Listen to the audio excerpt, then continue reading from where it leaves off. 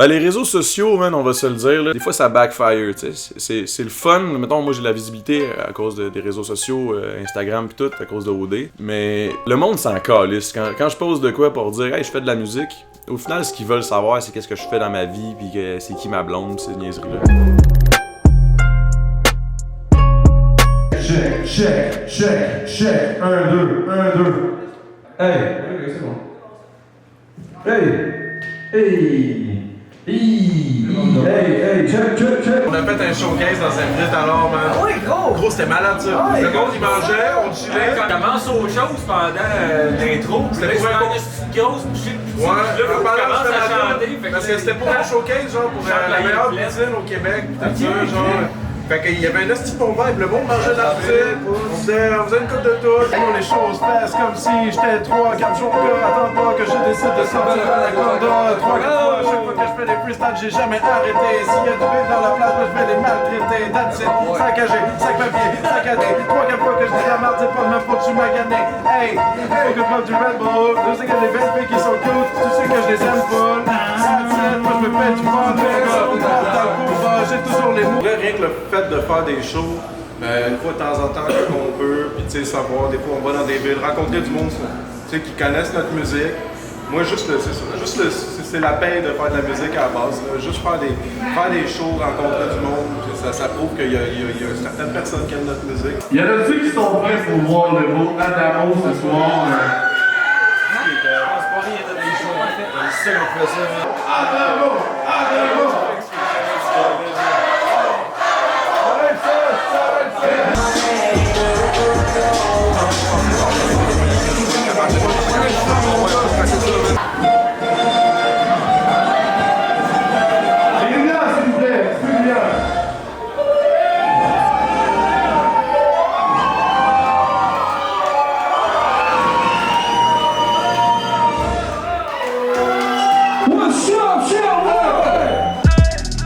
Ils s'attendaient pas qu'on soit sur autre chose.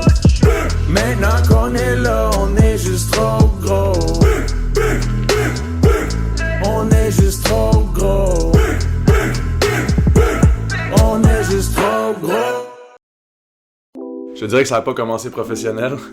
Ça a commencé à l'école, là, un petit peu comme je pense tout le monde qui commence à écrire, ils écrivent dans les moments difficiles, tu sais, au secondaire, là, quand l'adolescence est un peu rough, tu commences à écrire. Il y a aussi le décès de mon père qui a pas été facile. J'ai comme écrit. Puis je pensais jamais faire quelque chose avec ça. Finalement, j'ai réalisé que j'avais un talent inné. Non, c'est pas une joke. J'ai réalisé que j'étais quand même bon, puis j'aimais ça. Fait que j'ai continué. Puis après ça, une couple d'années ont passé, j'ai commencé à enregistrer avec des headsets de gamer, puis des micros dynamiques avec un bas de nylon. C'était un peu ghetto, mais ça a commencé quelque chose qui au final, aujourd'hui, je suis content d'avoir passé par là. T'sais. J'ai fait aussi un bon bout de chemin avec Xcelé, un collectif de la Rive-Sud de Montréal, dans le fond, Saint-Hubert. Passé une couple d'années, j'ai eu un moment où j'ai arrêté un peu de faire de la musique. J'ai eu une blonde. Puis t'es comme, t'iras pas loin avec ça, tu sais.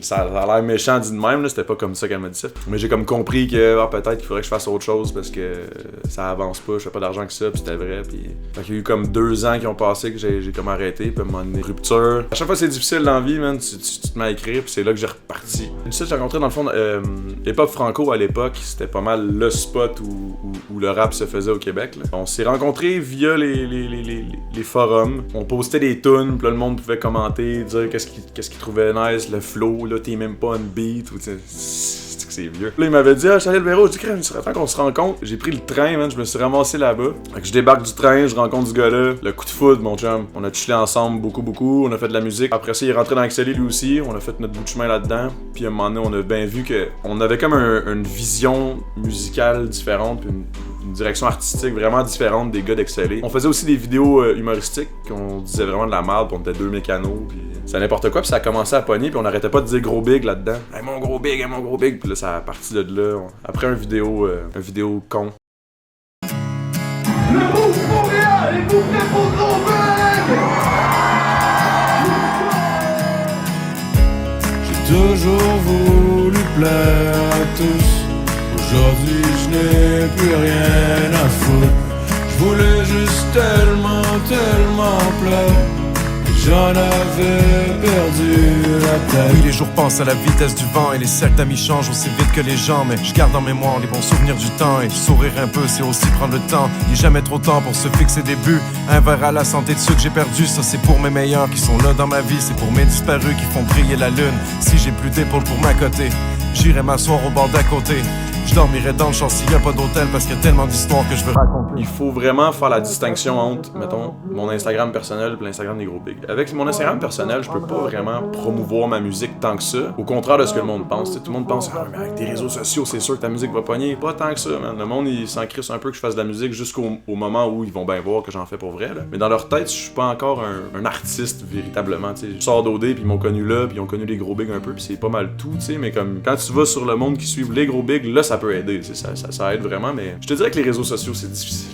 J'aime pas ça. Fait que je pourrais pas vraiment dire que ça aide parce que ça me stresse, ça me gruge du temps dans ma tête. Mon cerveau, il pense trop pour rien avec ces affaires-là. Fait que je te dirais que le passage à OD, c'est sûr que j'en ai profité. Là. En fait, c'était le but premier pourquoi j'y allais. Puis c'est même G7 qui m'avait mis au défi d'y aller. Fait que c'était un peu notre plan d'affaires, marketing si on veut. Là. Puis là-bas, dans le fond, on n'avait pas le droit de faire aucune publicité. Fait que moi, j'ai utilisé le nom Gros Big. Je l'ai utilisé comme si c'était une expression. T'sais. Hey, mon Gros Big, c'était mon but premier en allant là-bas. C'était la meilleure chose que je pouvais faire pour le duo. Là. Pour vrai, je suis sorti de là, tout le monde m'appelait le Gros Big. Fait que juste le nom, côté musical de là à dire que ça l'a vraiment aidé. Oui, c'est sûr. Le monde, par curiosité, sont allés checker, cliquer, genre, hey, il y a les Gros Big, ils ont sorti une tune, on va aller voir c'est quoi. C'est sûr que ça l'a aidé, mais je pense que ça l'a aidé, ça a été comme un fruit pie, tu sais. Le Gros Big, quand je suis sorti d'OD, c'était fou, mais il y a un autre OD d'après, le monde oublie vite. Si j'avais eu le temps de te dire tout ce qui me passait par la tête, ça aurait peut-être changé pour le pire, ou peut-être bien que ça aurait fait l'affaire. La route est longue, est longue, est longue. La route est longue, est longue, est longue.